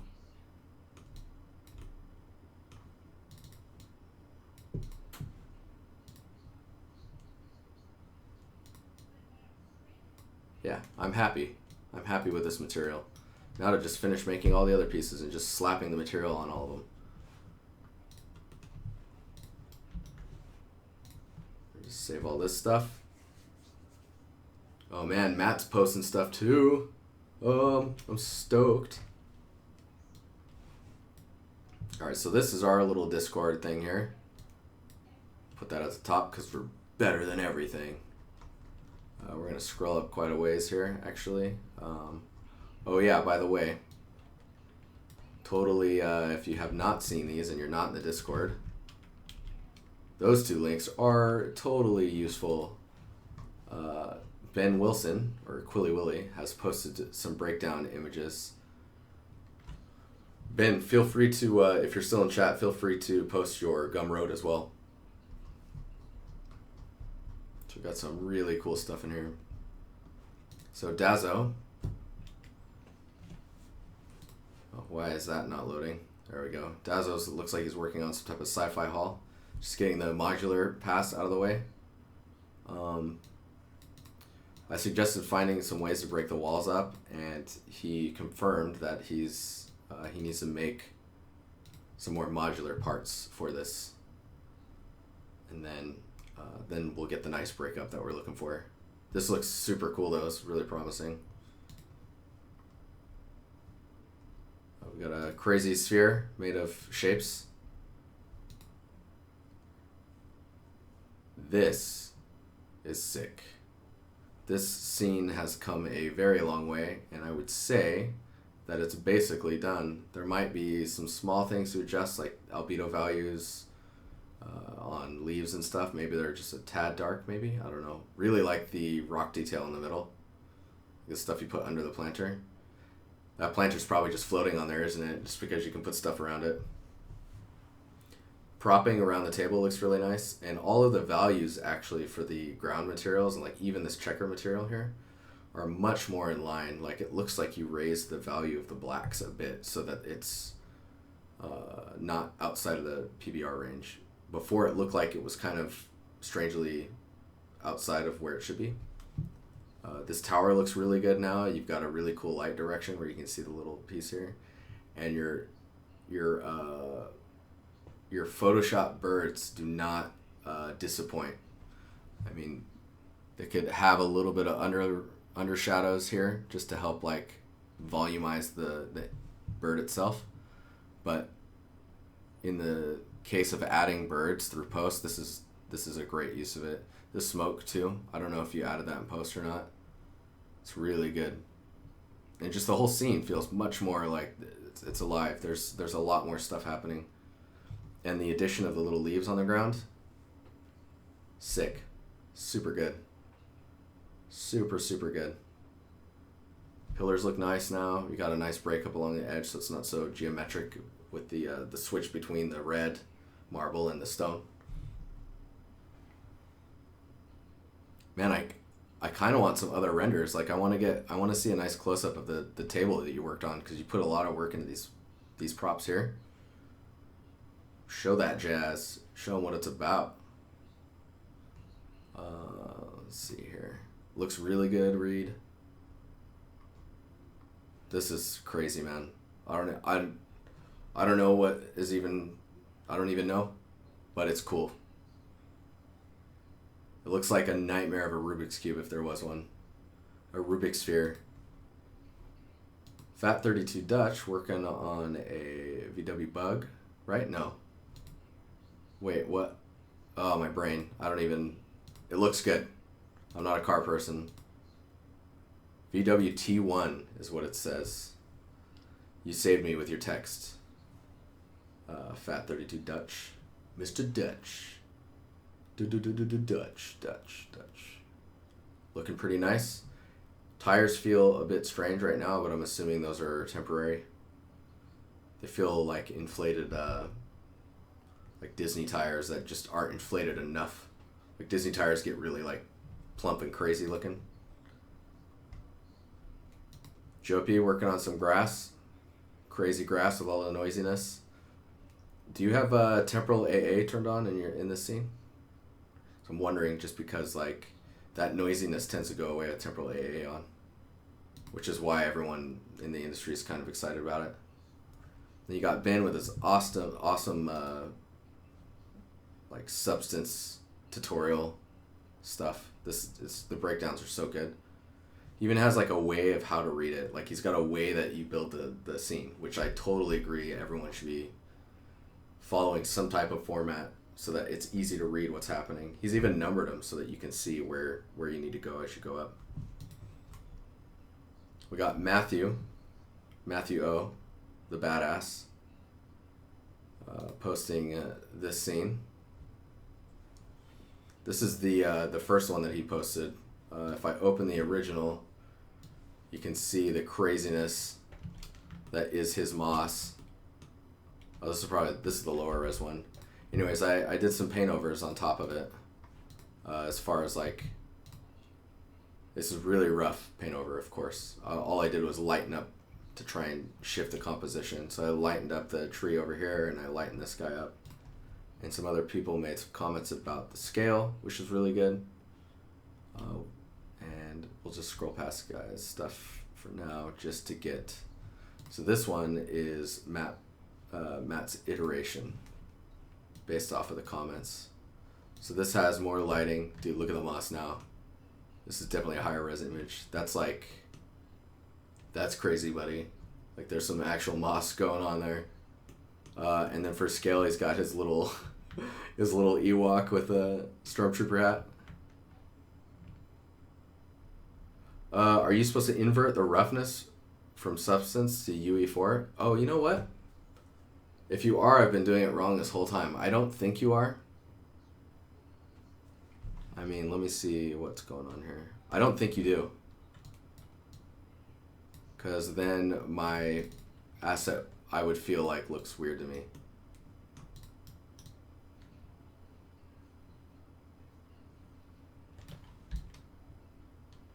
No, it's correct.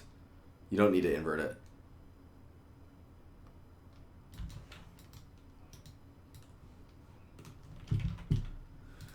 So this is looking really cool. We got some scale action going on here, and then like he did these roots in Speed Tree, which is awesome.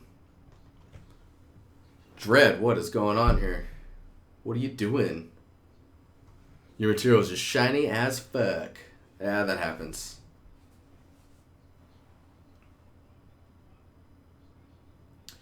Joe P. Oh yeah, turn your sRGB off. So if you look at, sorry Joe P, we'll get to you in a second. If you look at your roughness, where's my roughness stuff? So this is roughness, right? When you double click on the texture, make sure you turn your sRGB off. That's super important. If that's not off, then yes, everything gets really shiny. Everything gets way shiny. Where were we at? Where were we? So Matt, that's looking super solid. I believe he even takes it a bit further. We'll go right back up to everyone else's stuff. His creepy Ewok. Oh, he's starting to add like the detail to the edge of the water and the grass. Super nice, man. It's all about all those little details coming together, right? And like having rocks to help break up the water line is going to help a lot as well. Go right back up here. We've got Maddie working on. Is it cool that I call you Maddie? I'm not sure. I'm just Mattagil. Mattagil.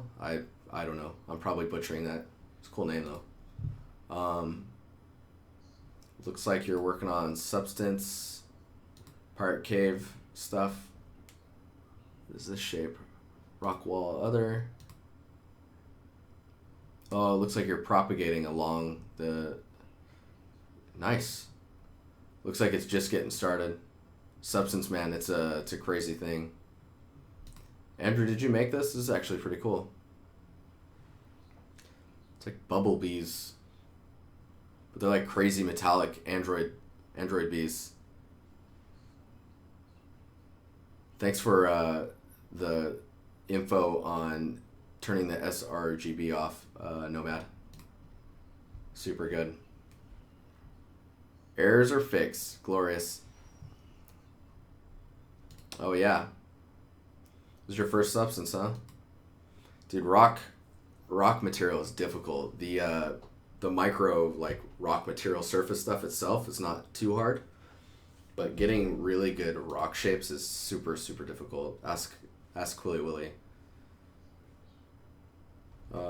We've got this tutorial is really good. It shows you how to use substance.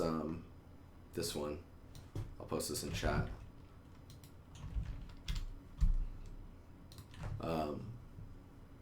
This tutorial is really good, really good.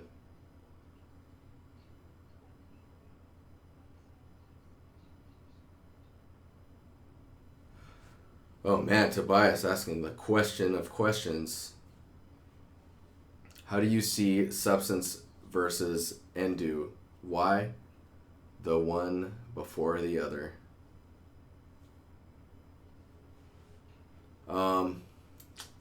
I think it's personal preference, and I like the real-time updates of substance.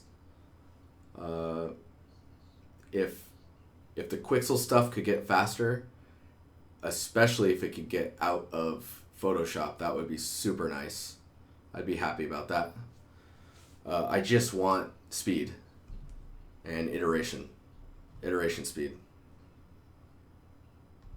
So this is hopefully that answered your question. This is Christopher Radsby's scene so far. This is really cool. He's got a little guy here. That's awesome.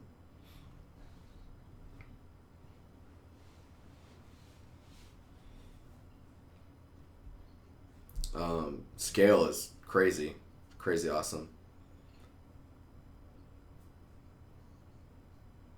Man, I don't know how you fix the this interpolation you're getting with the water edge.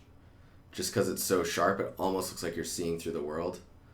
But you've got like this thing we need to solve, and then the stream here looks really forced.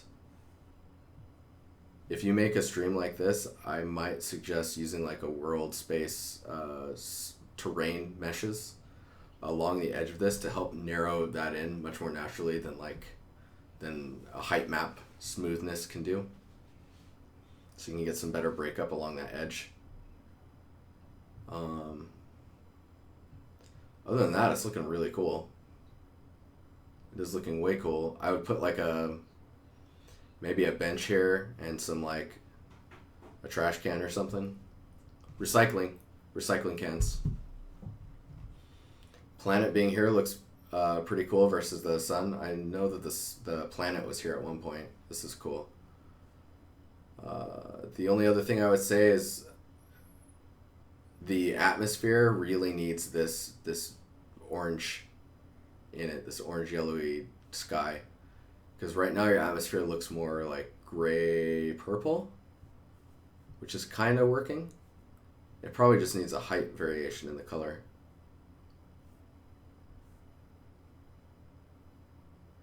UC Endo is a really good and quick way to draw normal maps, like we use in various cases.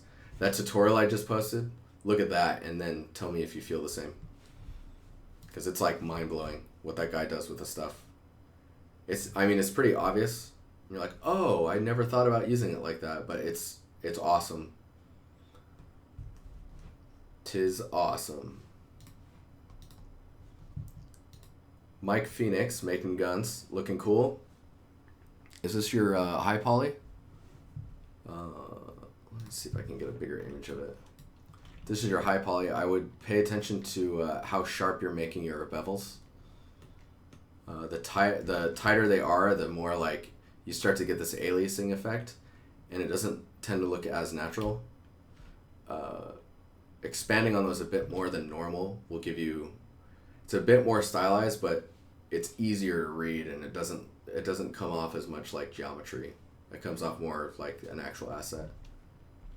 Yes, the high poly, awesome. This is coming along though. It's looking pretty cool. This area right here looks like you're having problems with it, smoothing wise. I believe we have a gun guy in our Discord now. So if you have gun questions, just throw them in, and someone will probably answer you. Maybe they'll even point you to a good tutorial, because I'm not really a gun guy. But overall, though, it's looking pretty cool. It's quite complex. Guns tend to be pretty complex.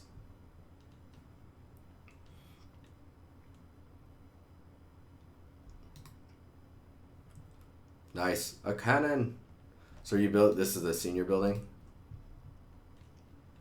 Yeah, this cave stuff, I would totally make a asset that you can use. And then duplicate it, move it around to create your pieces instead of trying to do one piece. One piece. Instead of trying to do one piece, I would make a modular piece that you can use over and over. That way you keep the resolution and the detail and the shapes that you're interested in.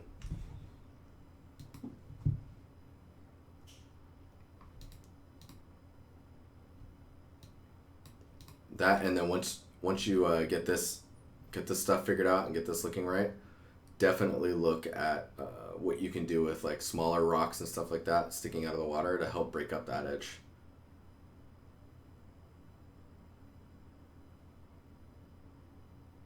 Arr, good old pirate cave, yar. Forceling, a level did a few weeks ago, which I took a whip shot on. The part behind the camera looks like shit at the moment of this picture. Rendered in Unity though, no Unreal power. Considering to try to migrate the scene to Unreal, though, to try and see how they differ in both engines. Stylized stuff, huh? Oh snap. This, I'll say right now, looks fucking cool. It's just so different. This is you, Tobias. I see. So this looks really cool. Actually, the text in the bottom right is what's detracting from this right now. I like the size of it and the text and the way it's set up. Maybe just lowering the opacity on it so that you can see through it or something. This looks really cool though.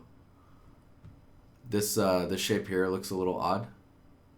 It's like chiseled detail. Like flaking of like a emerald or whatnot. This spirally stuff is super cool.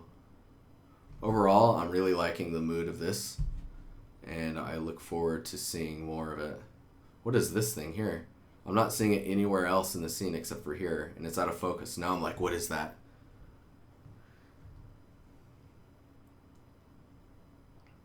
It looks like you've got a few little small rocks here. I'd probably emphasize those just a bit more so that you get away from this flat straight line here. Just a few, like just maybe one that's a bit closer to the camera that's sitting here, maybe one here and a smaller one there, just to break up that edge. It's a fallen pillar.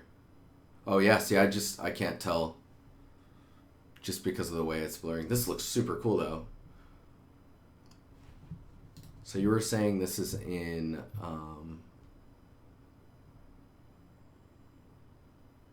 Unity? That's pretty awesome, man. It doesn't look like Unity. It looks like you're doing your work. You're making art. Oh man, and we got Fear. Still work in progress, but felt like sharing Substance Designer. Hell yeah, man. Super cool. The only thing that feels very, or not very, a little strange, is that you have the panels of 4 that are tilting. I would probably lower how much it's tilting by just a tad, and then it looks like it's tilting just one way, and then that tile, when it's turned this way, is tilting again in one axis. If you tilt like a little less than that and then also tilt left or right, you're gonna get a much more natural breakup of like how the mesh. No problem, Tobias. You'll get a more natural breakup of like how the panels can move around and shift. You might be going on a more extreme displacement as well. That might just be the difference. I'm trying to think if there's anything else I should say about this. The camera angle is a little hard to read. I feel like the camera might need to be just a tad higher. Like if this line here was like down here. So down just by like this much. If this edge was here, you'll end up getting more of the scene in the back, and then you can work on breaking up the ground. I think that'll help a lot. Could be wrong, but it's worth a try. I mean, it's just a camera shift, right? It's not like you have to move a bunch of props around or anything. Man, this material stuff is really cool. I'd be curious to see what your albedo only stuff looks like. Like just seeing your diffuse. Oh yeah, RYM. There you go. Got this scene. So overall, this looks really cool. You're getting some weird, there's a bit of scale issue stuff going on. The bricks. Let me see here. This looks very division related. The bricks are really uniform. And maybe like, maybe a bit too stylized. Like, I would look at how, like, what was your reference for these bricks? Because maybe the reference actually had the bricks pretty wide. Style-wise, though, I think it's really cool. Like, you've got, like, a lot of shapes going on. That snow is crazy. So, Rider 3000, your RYM. Right? Yeah, RYM. Nice.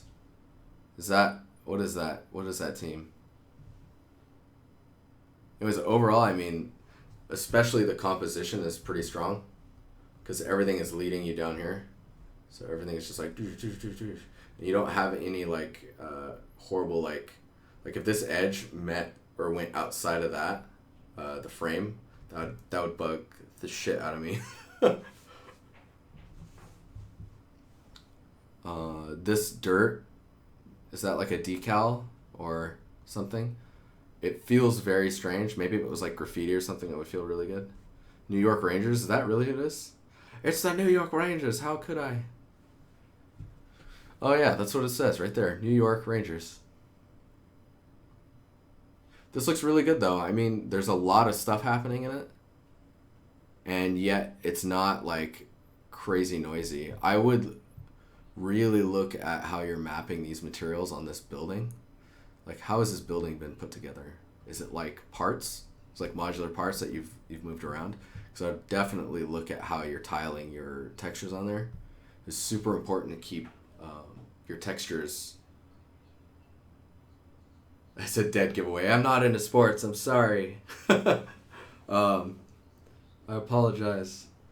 The mapping these materials will go a long way. How we do it in the division has a lot to do with just mapping normal maps and beveling edges. So mapping edge damage detail instead of baking a unique thing here.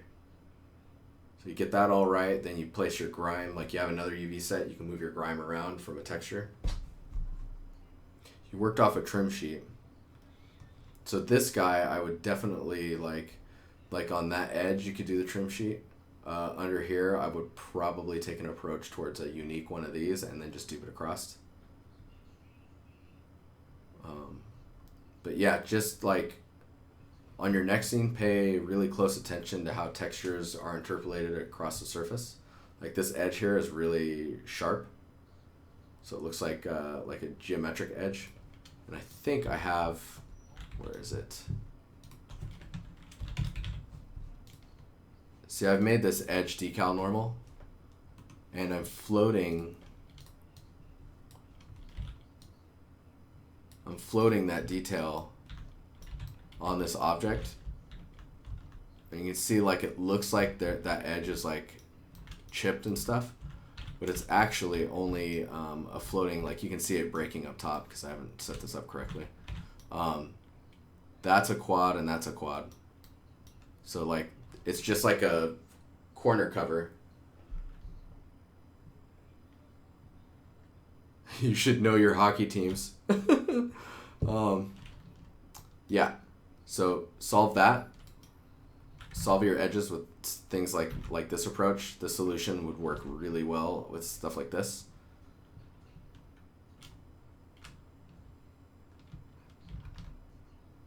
But yeah. Overall, it's feeling pretty good. You just like work on your materials.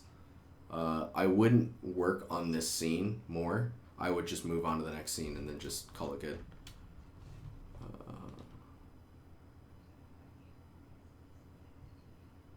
Oh yeah, and looks like Maddie posted some modular building breakdowns and trim tutorials and stuff like that in here. Definitely look at those. Make sure to post those in the tutorials art section though. The whip channel's getting crazy action. All right, guys, I've gone way over my time, and by way over my time, I mean like 3 minutes, which isn't that crazy. Thanks for hanging out. Cheers. I look forward to seeing you guys again. Man, there's a lot of you in here. Oh, I want to call out people's names so bad. If you have not, please follow the channel, and I will be back in 2 days, same time as usual. And if you miss it, you can always go to the YouTube channel, and you can join the Discord. YouTube channel, I make a YouTube video just of the video. Let me see if I can... Notice me, senpai! What's going on? Fear, am I supposed to notice you? What's happening? Here, I'll show you how the YouTube channel works.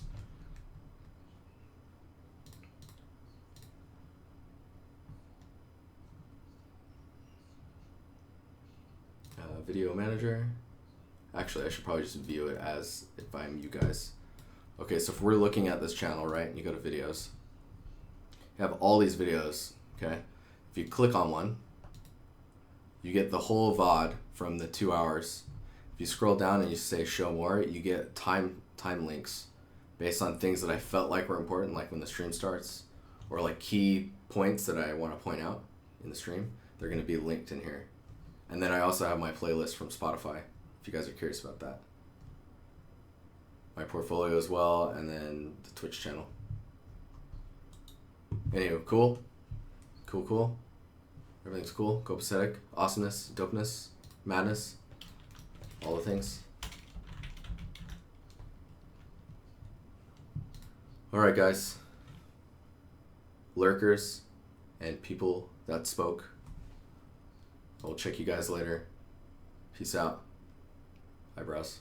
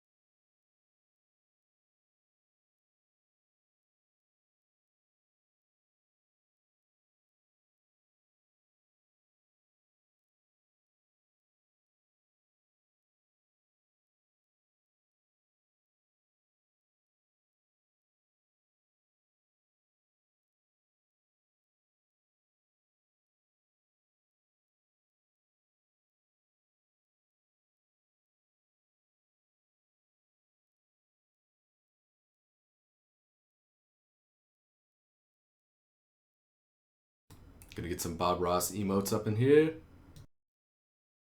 Later, guys.